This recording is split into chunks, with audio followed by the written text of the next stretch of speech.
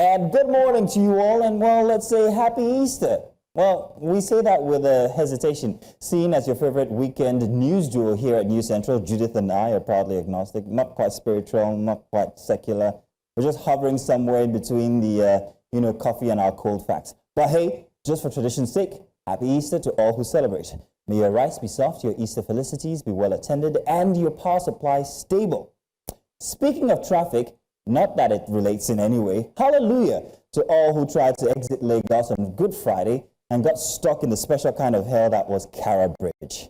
An accident that looked like the opening scene of a Fast and Furious movie had multiple vehicles involved and turned what should have been a peaceful Easter escape into a horror show of honking, overheating engines, and emotional breakdowns stretching all the way back to Alakbere. Because, hey, what says family time better than spending 6 hours in a gridlock clutching the steering wheel with great regret? Because it's Lagos. But should it surprise you? I think not. This is, after all, Lagos. Accidents like these are part of the package deal. And when it comes to articulated trucks, it's like we're all just waiting for the next disaster. You remember the last one on the Tedelaf Bridge, the one that caused the fire a few weeks back? Of course, it came, it burned, lives were lost, and then everybody just moved on. No real changes, no long-term solutions, just vibes and resignation until it happens again. And the unfortunate thing is that it will. Now, onto the creme de la creme of our existential woes as Nigerians currently. A missing president. Some may say he's on holiday, but while the country burns, apparently saving Nigeria remotely is the latest innovation in governance, they say. When Paris, who could have known? The Wi-Fi there has the bandwidth to handle insurgency, inflation, and also insecurity all at the same time. It must be really broadband, if you get me. From the luxury of Europe, President Tinubu is allegedly managing the mess back home. That's if you believe governance can be done via Zoom. But back here in Nigeria, people aren't really buying it. Not even Peter Obi, who has now asked the president to please suspend his Parisian croissant retreat and rush back home to fix the bedlam we find ourselves. But sit back for the irony.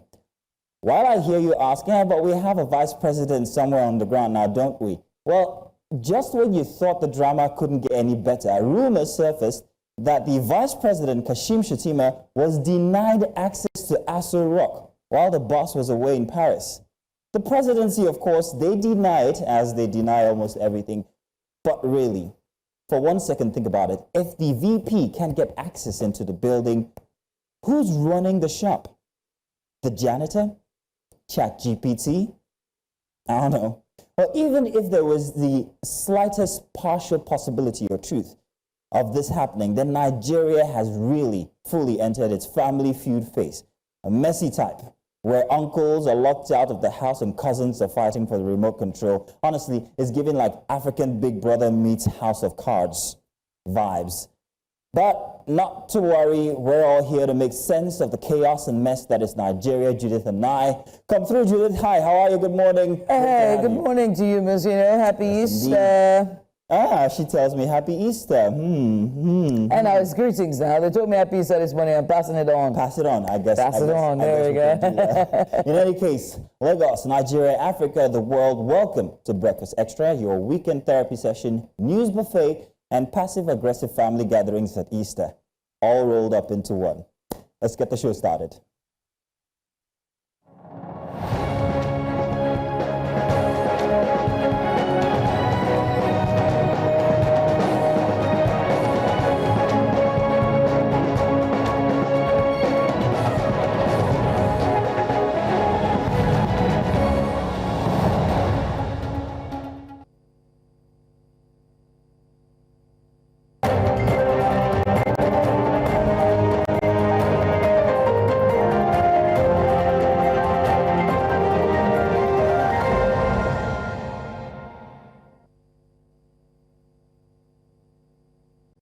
And a very good morning to you and welcome to Breakfast Extra, your daily dive into the stories that shape our nation and stir the conversation.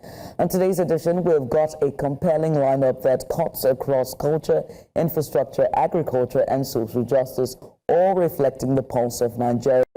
First up, we're going lost in translation as we explore the confusing and often neglected world of road signs in Nigeria. Just how much do drivers really understand them, and what are the real consequences of poor signage on road safety? And next, we focus on food security as the federal government takes a major step with inauguration of the agricultural sector working group.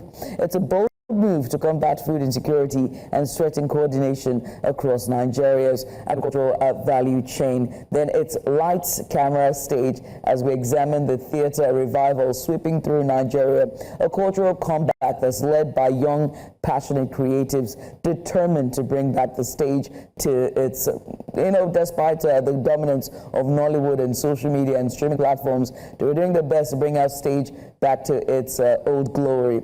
All that and more as we take you through stories that matter still around. So I would say stick around and welcome once again to Breakfast Extra. And now it's time for us to bring you the dailies for this morning. And Mazino is still by the screen, by the way. Yes, indeed. There's a reason why they asked me to stay here, so they don't want me sitting. Right. Well, let's do the dailies. I'm wondering what one we're starting with today. I've got a host of them.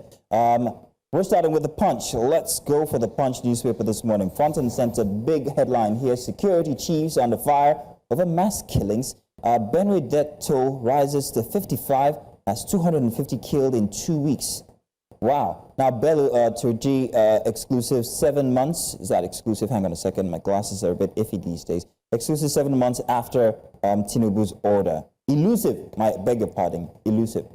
At the top for the Punch, states get 1 trillion naira LG funds amid delayed autonomy, and varsities face probe over students' loan fraud. But Judith, you remember when they started the student loans and what I said? Did I not say that it's another means for racketeering? Is that not what this headline is actually saying? Every scheme is a means for racketeering. It's just it's sad. Like, we can't do anything sincerely and transparent and be accountable. It would seem so. I do have faith in Nigeria, however. I know that there is some good left in people. It's just that when you're put into a corrupt situation... Social conditioning bends you. Exactly, that's what it is. That condition make for crayfish bend in local parlance. Yeah. I get it. There's still another one here. Buhari, the greatest fraud that happened to Nigeria, says Buba Galadima. It's good that I have the screen here and you don't, Judith, unfortunately. 2027 PDP chieftains kick as party leaders endorse Tinubu. Oh, yes, it's going to be a big one. We've got the strips coming up right after, and I have to show you something that relates to this headline here from the Punch. And finally, for the Punch, or from the Punch front page, Lagos hunts landlord after 2 die in building collapse. Judith, have you been hearing? Did you hear of the building that is a 3 or 4 story building that collapsed? Yeah, it's really, really sad. I think we're going to have that conversation later on today. I saw the rescued victims. It was very sad to see, but hopefully, I don't know if it's too late to hope that there could still be survivors. Survivors, yeah. It's unfortunate, it's sad, and we'll continue to sound the alarm on proper regulations and stipulating to the proper use of materials when it comes to building homes. And then there is that. Then there is the old buildings. The majority of what's happening now are mostly old buildings, And then, but then, of course, you are correct. Materials and quality and everything for it's still the same, because if it's old, you have scrimped in usage. Yeah, it doesn't say old or new. Yeah. So what do we have next? Because I'm done with the Punch. Now, let's move on now. We're heading to the Sunday Times this time. Right.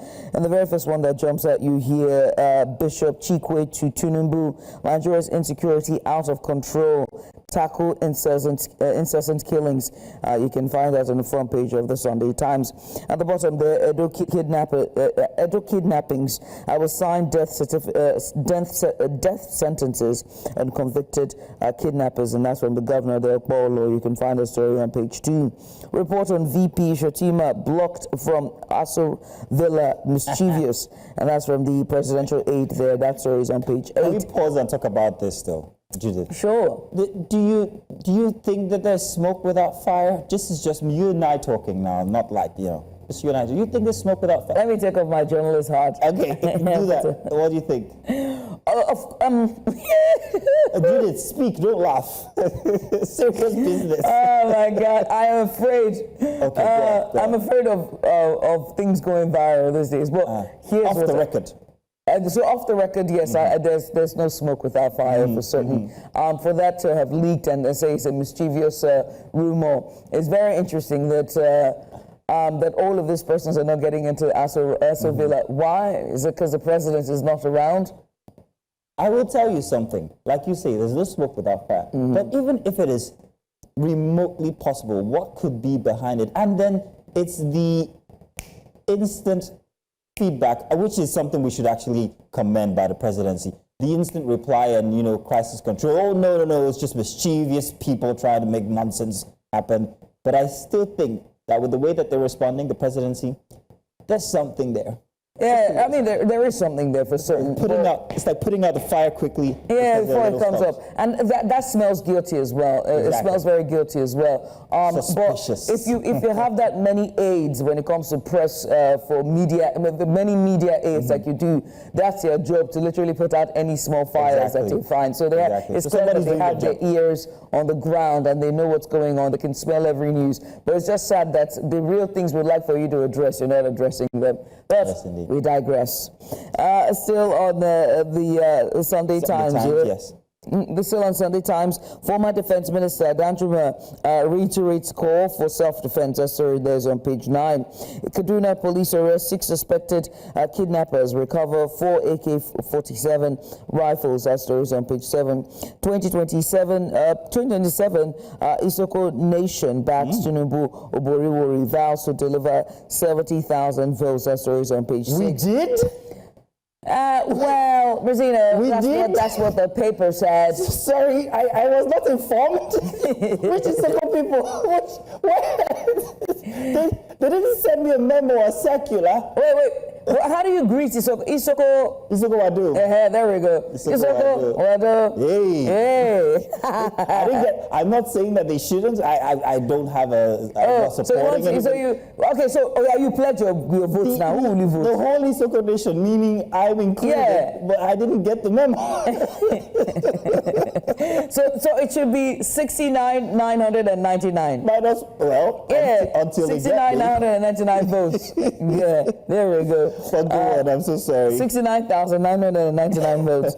Atiku Abubakar, others urge national unity, love and sacrifice.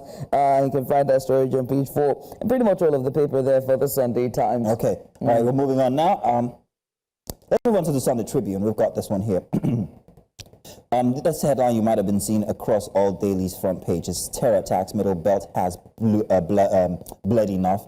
Leaders tell FG want ends to incessant killings. Death toll in Benue attack now 55, says the Governor and Defense Ministry. Visits affected communities promising end to killings. I'll come back to this one. Atiku at the top. Atiku Makinde Oyebanji Mba. Others preach love at Easter, and crisis brews in Oyo community over mining activities. The Tribune there wishing you a happy Easter. And right after the big headline, 1 dead, 12 rescued as building collapse in Lagos. We just talked about that. And food insecurity, high poverty rate in Nigeria, worrisome, says the IMF. And Tinubu will win 2027 elections, presidency boasts. I don't know. Let's go back to the terror attacks, Middle Belt. This is a personal thing because I'm planning on doing a Middle Belt type tour. And that would include states like Benue, especially Benue. I think Benue State is one of the largest, most interesting states in Nigeria, especially if you love natural fruits, especially vegetables. I just want to enjoy that foot on the ground in Benue State. But with these kinds of stories, it's very scary. And I'm only just saying that if you look at the bigger picture, people who actually want to travel across Nigeria and how this kind of mitigates against that. Unfortunate for tourism, really. And then there is Jos, which is supposed to be the home of tourism, peace and tourism. You can't say that anymore, unfortunately. I don't know. Your take, what do you think? I mean, it's you put it very succinctly. It's sad, it's unfortunate, and it makes you wonder, what would happen to the tourism sector in Nigeria in its entirety. I know that there's been concerted efforts to boost tourism, local tourism for that matter. I mean, there have been talks of gearing concerted efforts into improving local tourism, and for our sites, whether it's Ubudu Cattle Ranch or Abokim Waterfalls, or whether it's Badagry or wherever it is scattered across Nigeria, and those can only happen if the locals had access to them. I accept your challenge. Name the spot. I will go there and check for you, Judith. If there's any effort at all. No, I want to go and check and see how much effort has been put. No. I'm not saying that efforts are being made to revive. I said there are talks trying to challenge gearing, concerted efforts to improve or boost local tourism. But insecurity and the issues in the Middle Belt is I'm sure even the talks would dissolve. Because I was going to ask you to put your money where your mouth is, but it's okay. Sunday morning. Is this there? Wait next week. I'll bring the money. All right, so what else do we have? Is that all the papers we have for this morning? I am thinking that is so. We do have one from Zimbabwe, but not much on that one, as the Sunday Times, why boats are killing people, and Zimbabwe celebrates 45 years of independence. Congratulations to Zimbabwe. That's why we actually wanted to take that one. Yay. That's not it. Yay. Pretty much. Yeah, it's on later. But we still do have the strips. We're about to take this. We're going to be taking the strips for this morning. Remember, I told you I wanted to draw a relationship between the situation in Nigeria and the president's absenteeism. But we're going to talk about that one inside the strips. Let's just do a very short break, get that ready for you guys, and we'll be ready to go for Breakfast Extra.